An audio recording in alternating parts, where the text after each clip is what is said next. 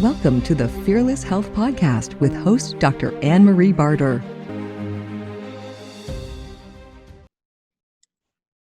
Thank you so much for joining us here at Fearless Health Podcast. I'm your host, Dr. Anne-Marie Barter, and I'm so excited today. I have Dr. Steve Hodges, who is a pediatric urologist at the Wake Forest University, who has published several books on bedwetting. He has a website called bedwettinginaction.com and primarily specializes in that. So I'm so happy that you're joining us today. So thank you so much for being here. Thank you so much for having me. Well, I'm excited to get into this because I think that this is something that a lot of parents really are concerned about and struggle with. So tell me, as it relates to bedwetting accidents and toileting trouble, what do you think is causing some of this? So, thanks. Start off by saying that you can find a lot of different opinions online. That's the tough part. I think the internet's been really good at opening up information to people, but it's been hard to kind of tease through what's real or legitimate. And then, even in all legitimate sources, if you were speaking to just pediatricians or pediatric urologists, there's some debate. I, of course, think I'm right, but I think that I can make a good case for it. And so, in our field, they will put bedwetting in one category. We call it, you may know this obviously, monosymptomatic nocturnal enuresis, or bedwetting with no other symptoms. And they'll keep that distinct from, wetting while awake with bedwetting or having poop accidents, that we'll call it like that. And I think it's all a gradation. I think that there are rare cases where some people can have accidents while awake and not while asleep, and we can get into why I think that happens. But in general, if your bladder is being more overactive, meaning if your bladder is squeezing when it shouldn't, just a tiny bit of that can have you wetting yourself while sleeping because you're unconscious, you can't wake up and get to the bathroom. If that progresses and gets more overactive, then you might have a child that's running to the bathroom during daytime while awake. And then obviously they can have accidents where they pee on themselves while awake. And then as that progresses, and we'll explain, you can actually get poop accidents where you poop on yourself. And our research points to the fact that children develop that bladder overactivity as a result of basically delaying pooping. The colon's not designed to kind of hold poop. It's supposed to kind of move it through and let it out. If you pile up a bunch of poop at the end of the colon, which a lot of kids do, it gives the bladder hiccups, for lack of a better term, and it starts having accidents. And then the trickier part of that is that not everyone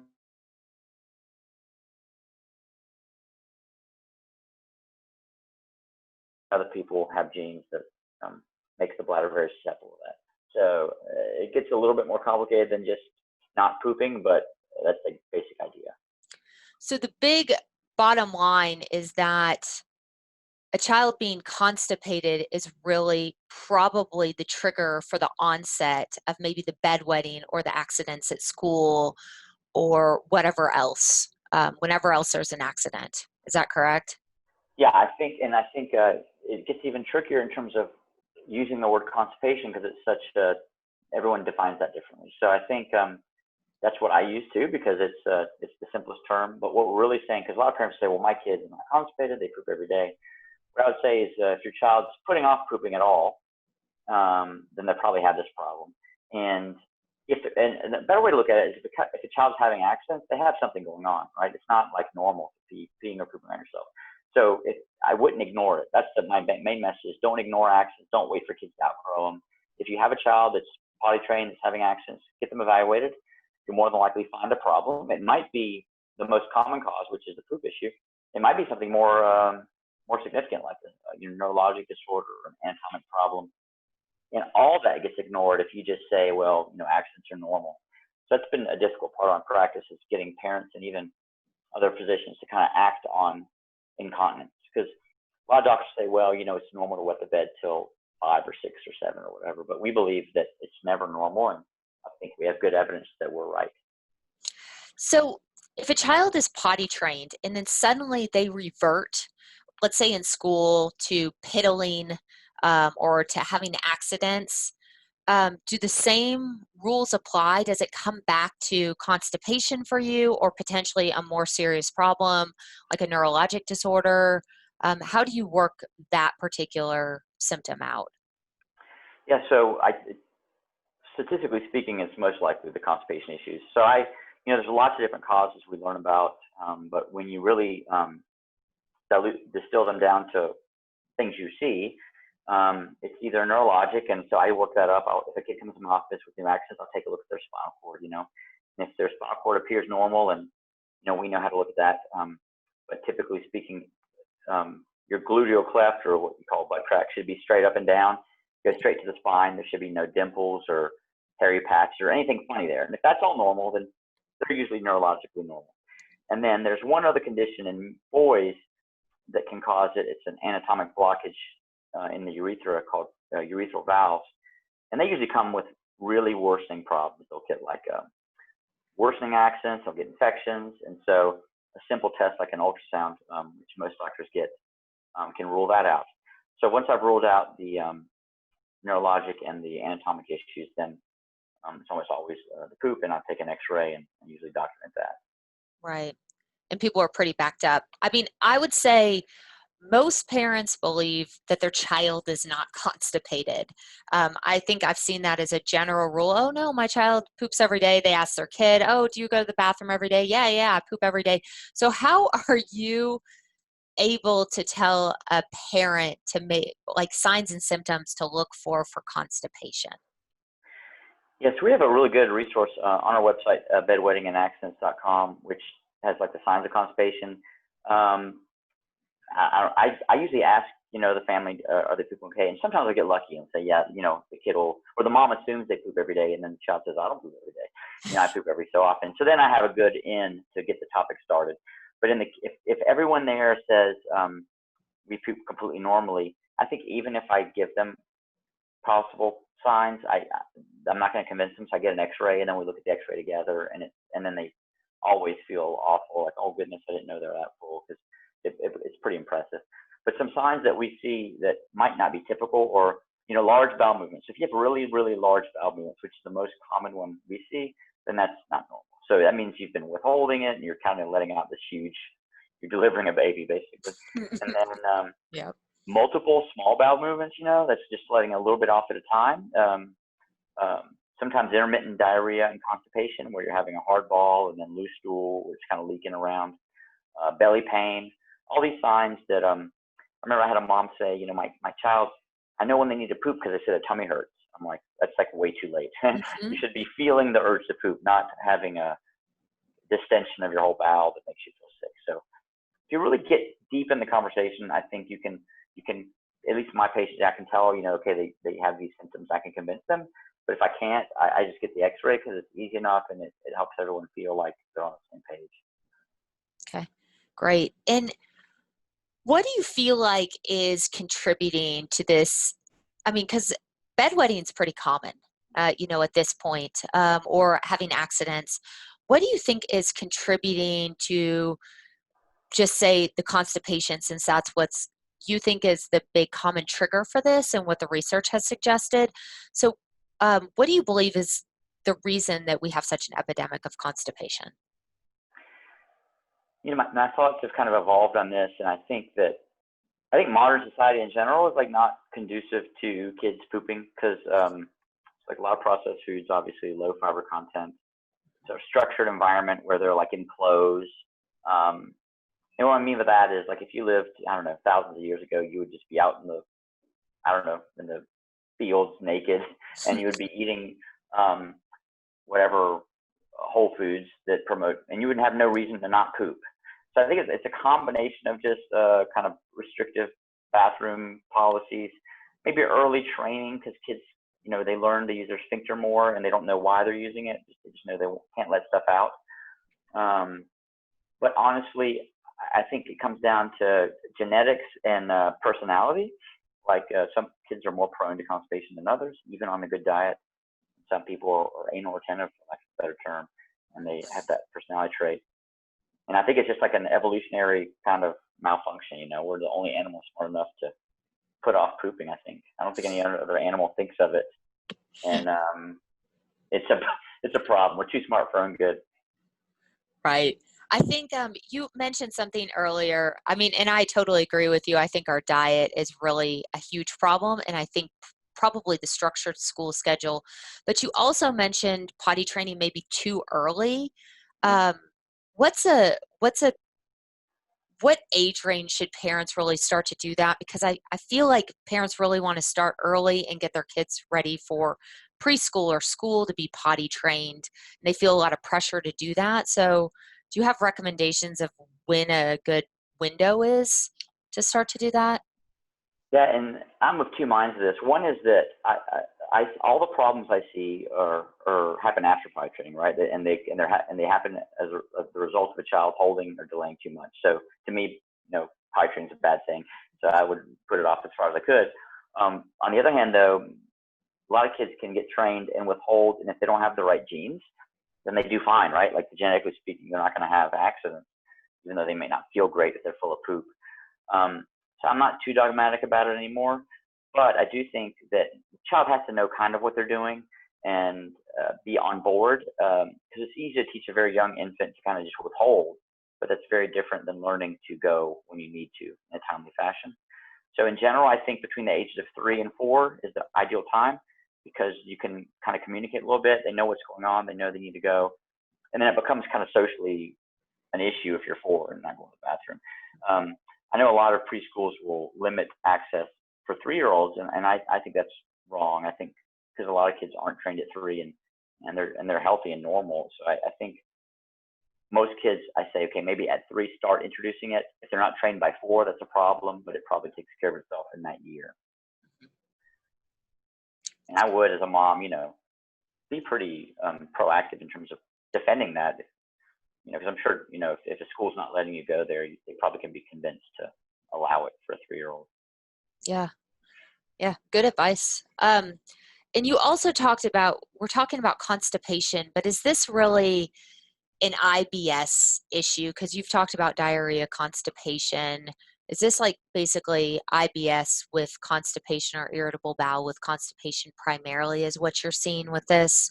Or is this just straight, these kids don't have time to go to the bathroom? This is not a syndrome. It's just they need to be given more time and more fiber.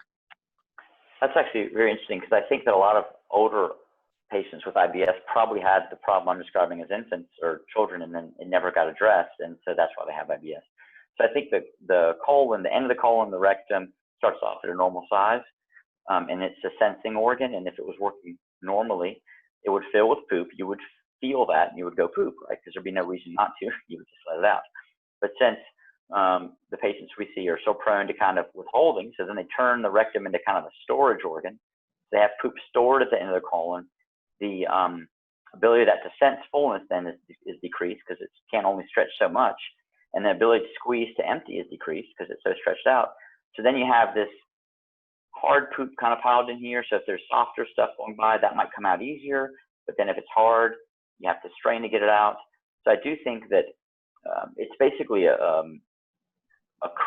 behavioral problem at the beginning that leads to a physiologic problem that then can present later as IBS. And so, and most of the time, there's nothing else going on. There's no food allergy. There's no issues. It's just that if the child had pooped on time, they would be fine. They didn't. So then you need to restore normal function by emptying it out. And yeah, absolutely. And if this problem doesn't get addressed when they're young, what long-term ramifications can these patients expect to see potentially as adults if this doesn't get straightened out? Yes, that's going to be a little bit speculative, but we know that most accidents go away eventually, right? And I think that's part of the reason why physicians are less likely to treat wetting, because they say, well, if you just wait long enough, it goes away. And that is true. About 25% of 5-year-olds have accidents, and then it gets better, and it gets better pretty rapidly till the age of 5, but then it gets better about 15% a year just for bedwetting. So it's a little bit slower. And so you could have a lot of older kids still having accidents. So that's one reason to treat it. The other reason to treat it is we don't know really specifically what this hugely dilated colon will do to somebody as an adult. We knew it can cause void dysfunction in adults, so issues with bladder control even in later ages. That's been proven scientifically. I have my own theory about IBS. pain with intercourse or interstitial cystitis, a lot of other urologic conditions we see that deal with pelvic floor dysfunction can be more prevalent. So, and I just think in general, we can't define specifically if you're going to have that problem or not, but in general, you want the body to be working like it's intended, to kind of work like it's supposed to. And so to have a hugely dilated colon can't be a good thing, long term. You want it to be working like it was designed. Yeah, absolutely. And do you see anything with pathogenic bacteria? Do you see anything with parasites, fungal overgrowth? Do you see any of that as a contributor to potentially the constipation, aka the IBS? Do you see any of that in these patients? Well, I'd say that a couple things. So to start it off, when kids get withholding started, so early on, it's either like with changes in diet. So if they're going from formula to milk or formula to solids, or introducing something as rice cereal, so changing the consistency of the poop. But also it's common after diarrheal illness. So if you have a diarrhea, so if you regular poops and you get diarrhea and then it gets firm, they tend to have that happen. And also after antibiotics. So early on, if a kid gets some antibiotics, it kind of disrupts their bowel, maybe their microbiome or whatever, gives them some disturbed bowel movements like diarrhea. And then when they get firm again, it can present itself. So on the front side, I think disrupting that can cause the problems to start. And then if you withhold chronically and you get kind of poop piled up in your rectum, that's been proven to change the microbiome of the poop and to make it actually more virulent for UTIs. So the kind of stuff that lives there is the kind that's going to cause UTIs more aggressively, and we definitely see more UTIs in girls that have poop withholding. So I think on both sides, and that's one debate we get into with a lot of doctors and concerned parents about, what's the safest laxative to use. There's no good way to kind of clean out the colon without washing out some of the bacteria that's supposed to be there. And I do think that probiotics could be used, after cleansing to kind of repopulate it. But we're definitely disrupting the microbiome by withholding poop and also by cleaning it out. So I think it's tough. Yeah, you definitely see the dysbiosis of, the gut flora for sure. So you're cleaning this out. I mean, I think that that's how you feel like it's really important to restore tone, and I'm totally on board with you. I agree with you 100%. And I feel the same way. I've been able to clean up a lot of old school UTIs and other issues, bedwetting, by actually treating the gut, which is interesting. But I would also say, so you're starting to do this based on enemas, laxatives, like how are you going about potentially cleaning this out? So I try to cater to what the families are comfortable with. If it's a motivated family and the child's old enough to understand that this is what's going on and they want to get better, then I do push enemas to start off with.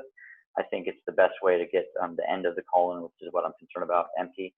But it's interesting, I've been doing this for a while now. There's no perfect solution, right? I've done a lot of osmotic laxatives like Miralax and Lactulose. I've done a lot of stimulant laxatives now like X-Lax, because I've talked to a lot of the GI doctors and they're pretty comfortable using those in high doses. And I've done a lot of enemas, and I think enemas are best, but every kid's different and not every enema is perfect. And I do think I am agnostic in terms of how they get empty. I'm happy to use anything that works, but you do need to check to make sure they're getting empty if they're not getting better. So I've really shortened the amount of time that I wait to see if they're getting better. So, because a lot of people, at least in my field, will say, it's going to take years to resolve. I really look for progress within a week, a month. And if we're not seeing differences, then I X-ray them if they're available, and then modify the program if they're not getting empty. Because you would be amazed at how much, enemas and laxative I've given a kid, and their X-ray looks no different. It blows my mind. Wow. And are these, I mean, in a kid like that, I mean, how severe are their symptoms, or is it graded? Like, does it matter how constipated they are to how severe their symptoms are? Have you seen a correlation to that degree, or? No, it's a good point. No, they're just kind of full, basically. And the interesting thing is, when I look at the X-rays, and we've published this, is that the poop is piled up in two places primarily. One is the rectum, and one is the right colon. So it's not usually the whole colon.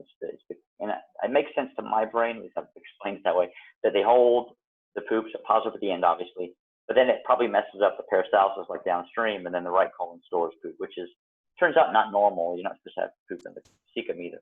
And so that's what we see. But I can have a kid that's just wetting the bed, or I have a kid, wetting the bed, peeing themselves while awake and pooping on themselves, and the x-rays can look similar.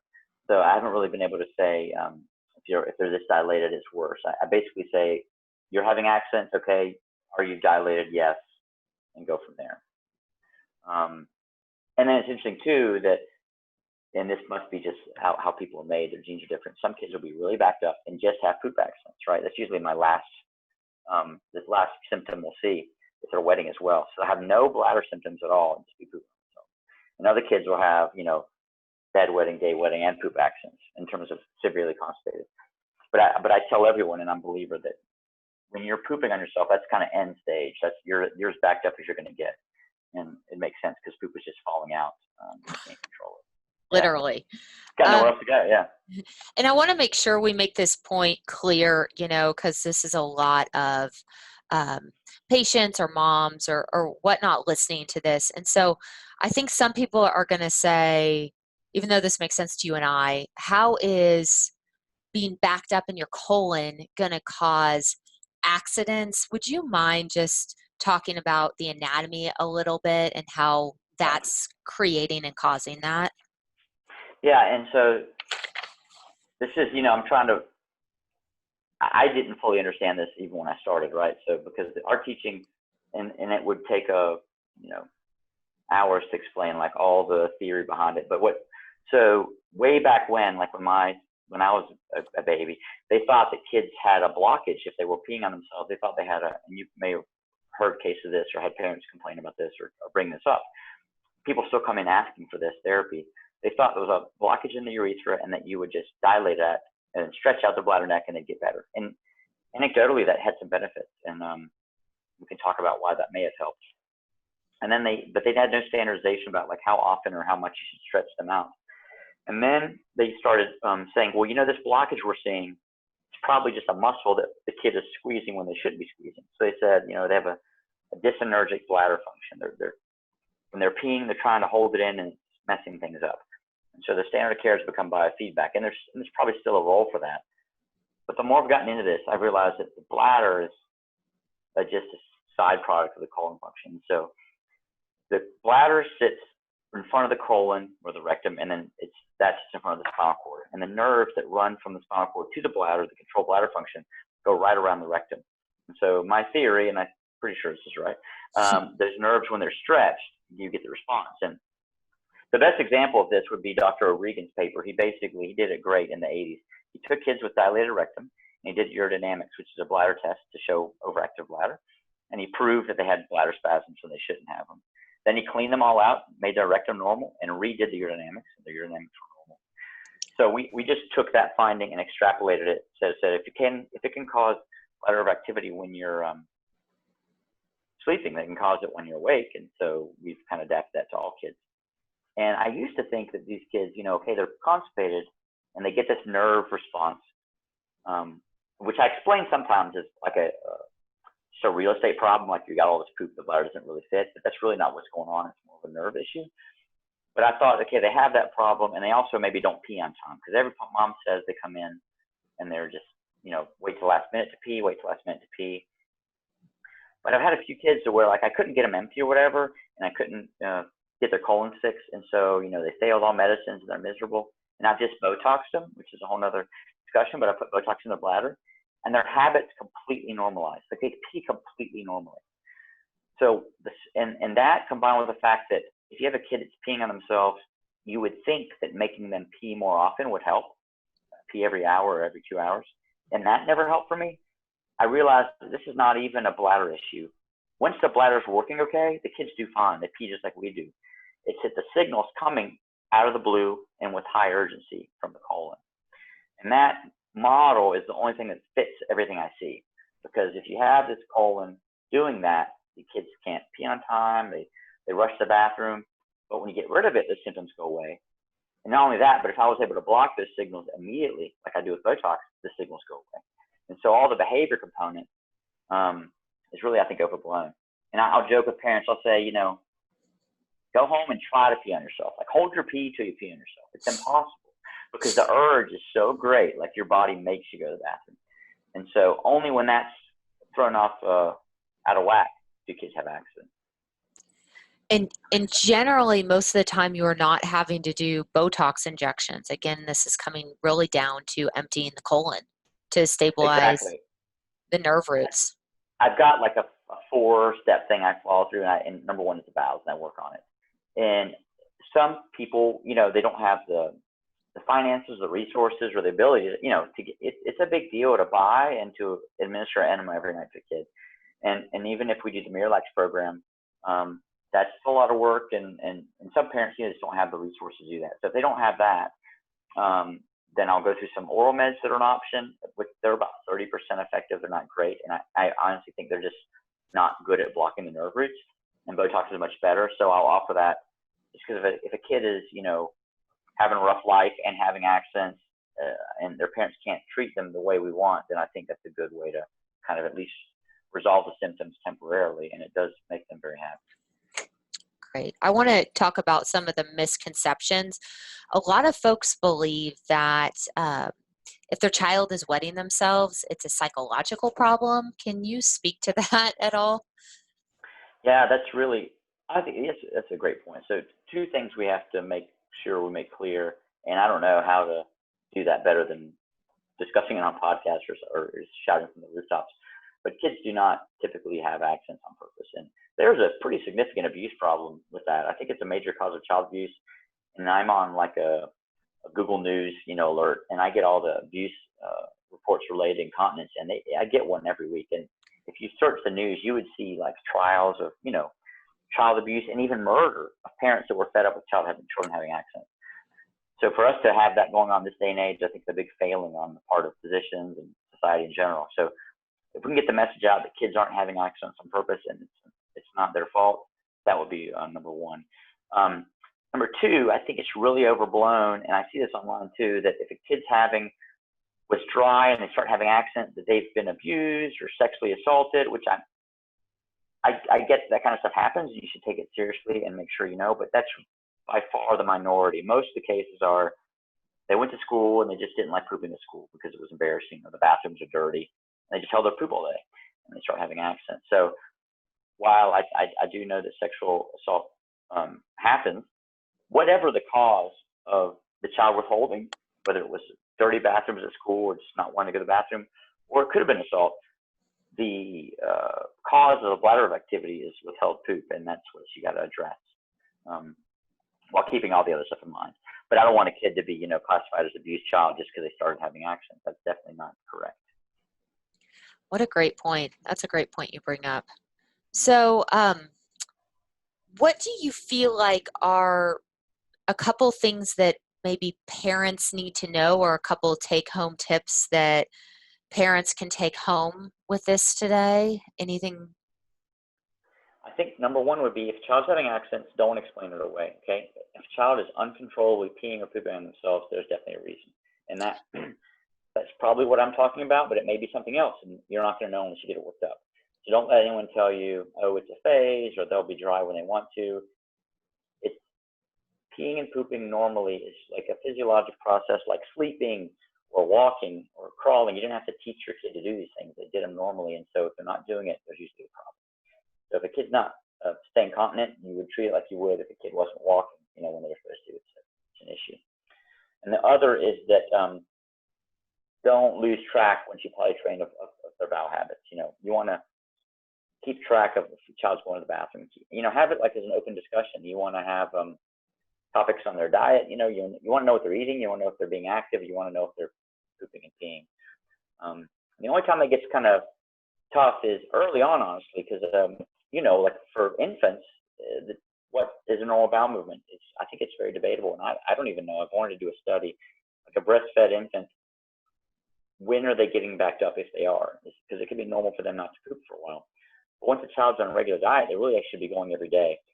So the problem we see is this kind of backup of the poop sneaks up on people. And so the best thing I could say is just be aware, be attentive, look for subtle signs like we discussed, like large bowel movements, straining the poop, and then don't be afraid to treat that when you see it, and treat it aggressively and early. Great. And do you believe any of these kids need behavioral therapy? Is that necessary? I don't really think so. I think some kids, so one of the side effects of not training early is that you get kids that just are happier pooping and peeing in pull-ups, and that's something that, I think it's a problem only because we make it a problem. Like, it's not like they would be 7 or 8 in pull-ups, because they would eventually, peer pressure would get to them. But there's some kids where you have to, I've had this experience where you're getting, they're happy pooping in pull-ups and they're almost 4, and you got to get them pooping on the toilet, and you have to be a little aggressive, and there's ways to get that fixed.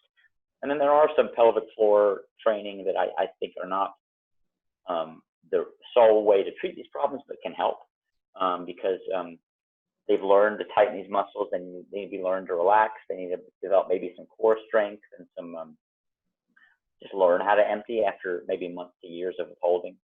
There's some position changes that can be taught, to sit on the right way on a potty with your feet elevated and so forth. So there's some simple stuff, but I definitely don't think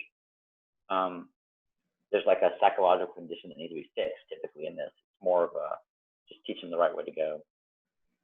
That's great. And that brings up a good point. Autistic kids or children on the spectrum have a high incidence of this condition. Kids with ADHD have a high incidence condition.